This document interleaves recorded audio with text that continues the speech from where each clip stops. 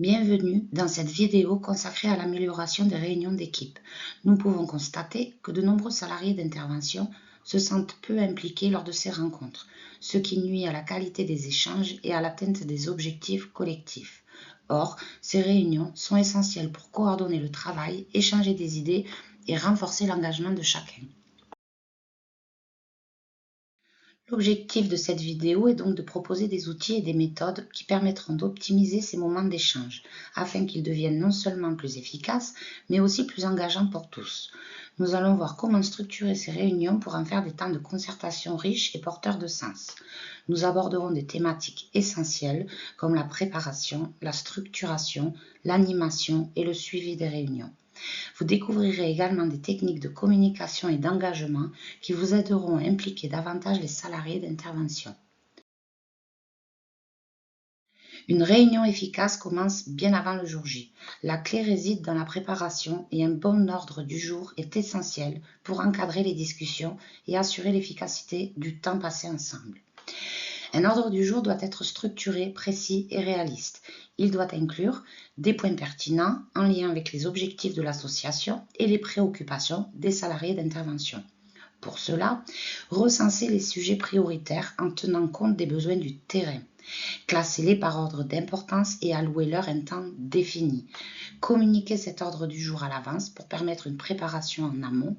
Sollicitez l'avis des salariés sur les sujets à traiter afin de les impliquer dès cette phase. Un ordre du jour bien préparé favorise une réunion fluide, évite les digressions et garantit une meilleure productivité. Les réunions sont des moments d'échange et leur efficacité repose sur l'implication des participants. Pour encourager la prise de parole et la collaboration, plusieurs méthodes peuvent être utilisées. Le brainstorming, idéal pour générer un grand nombre d'idées sans jugement dans un esprit créatif et collaboratif. Les questions ouvertes, elles stimulent la réflexion et permettent à chacun d'exprimer son opinion. Le tour de table, chaque salarié peut s'exprimer sans être interrompu, garantissant ainsi une participation équilibrée. Et pour finir, les petits groupes de discussion. Ils favorisent les échanges plus approfondis et impliquent même les plus réservés. Créer un environnement bienveillant est essentiel, valoriser chaque contribution, éviter les interruptions et encourager l'écoute active pour garantir des échanges riches et constructifs. Les salariés d'intervention sont les acteurs clés du terrain. Ils possèdent une expérience précieuse qui doit être prise en compte pour améliorer les services et optimiser l'organisation de travail. Pourtant, ils sont souvent sous-représentés dans les décisions stratégiques. Pour favoriser leur implication, donnez-leur un temps de parole spécifique lors des réunions. Partagez vos données chiffrées et les objectifs financiers. Encouragez-les à partager leur retour d'expérience et à proposer des améliorations. Valoriser leur expertise en intégrant leurs idées aux décisions prises, organiser des groupes de travail dédiés où ils pourront s'exprimer librement. Les salariés doivent se sentir écoutés et impliqués pour être pleinement engagés dans la mission de l'association. Une meilleure reconnaissance de leur travail contribue à leur motivation et à la cohésion d'équipe. Chaque action menée par un salarié doit s'inscrire dans les objectifs plus larges de l'association. Il est essentiel que chacun comprenne l'impact direct de son travail sur le fonctionnement global de l'association et de la satisfaction des bénéficiaires. Pour cela, expliquez clairement la mission de l'association et les objectifs à long terme. Reliez chaque tâche quotidienne à ces objectifs pour donner du sens au travail de terrain. Utilisez des exemples concrets pour illustrer comment une action individuelle peut avoir un impact collectif. Donnez des chiffres d'heures d'intervention et les objectifs pour un équilibre financier. Soulignez l'importance d'une bonne coordination pour améliorer l'efficacité et la qualité des services. Lorsque les salariés perçoivent l'utilité de leur rôle dans l'organisation, leur engagement et leur motivation s'en trouvent renforcés. Le responsable de secteur et ou le président joue un rôle central dans la dynamique des réunions d'équipe. Il est non seulement garant du bon déroulement des échanges, mais aussi un acteur clé pour stimuler l'engagement des salariés d'intervention. Ses missions incluent l'animation des discussions, pour encourager la prise de parole et veiller à ce que chaque intervenant ait l'occasion de s'exprimer. L'écoute active, prendre en compte les besoins et les attentes des salariés pour favoriser un climat de confiance. Le suivi des actions, s'assurer que les décisions prises lors des réunions sont bien appliquées sur le terrain. Un bon responsable de secteur ou président doit être à la fois un leader et un facilitateur, capable de motiver son équipe tout en veillant à la cohérence des actions avec les objectifs de l'association.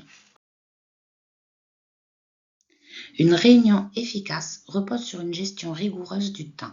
Il est essentiel de définir une durée précise pour chaque point abordé et de s'y tenir afin d'éviter les débordements. Stratégie pour une bonne gestion du temps. Planifier un temps maximal par sujet. Fixer une durée raisonnable pour chaque point à discuter.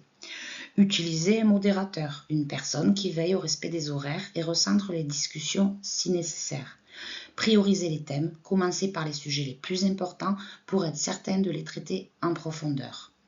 Concernant les conflits, il est important d'instaurer un cadre propice au dialogue constructif. Encourager l'expression des points de vue tout en maintenant un ton respectueux. Régler les tensions en favorisant la recherche de solutions communes et recadrer fermement si nécessaire pour garantir un climat serein. Une bonne gestion du temps et des conflits permet de maintenir des réunions fluides, dynamiques et constructives.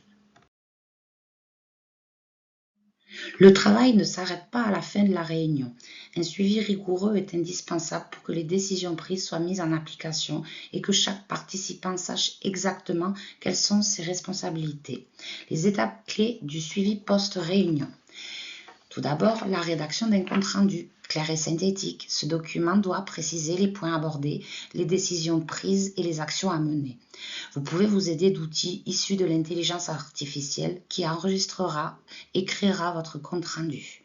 Attention à ne pas donner de nom de famille.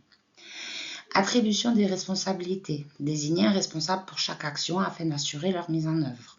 Fixation d'échéance. Donner une date limite pour chaque action afin d'éviter tout retard. Relance et suivi des avancées. Organiser des points d'étape pour vérifier l'évolution des actions et ajuster si nécessaire. Un bon suivi permet d'assurer la continuité des échanges et d'éviter que les décisions prises en réunion ne restent lettre morte. En résumé, une réunion d'équipe efficace repose sur plusieurs piliers fondamentaux.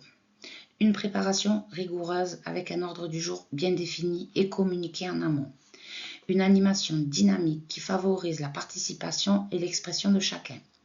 Une gestion du temps et des conflits pour garantir les échanges constructifs et productifs. Un suivi attentif pour transformer les discussions en actions concrètes. En appliquant ces principes, vos réunions deviendront de véritables leviers d'efficacité et d'engagement, bénéfiques à la fois pour les salariés d'intervention et pour l'ensemble de l'organisation.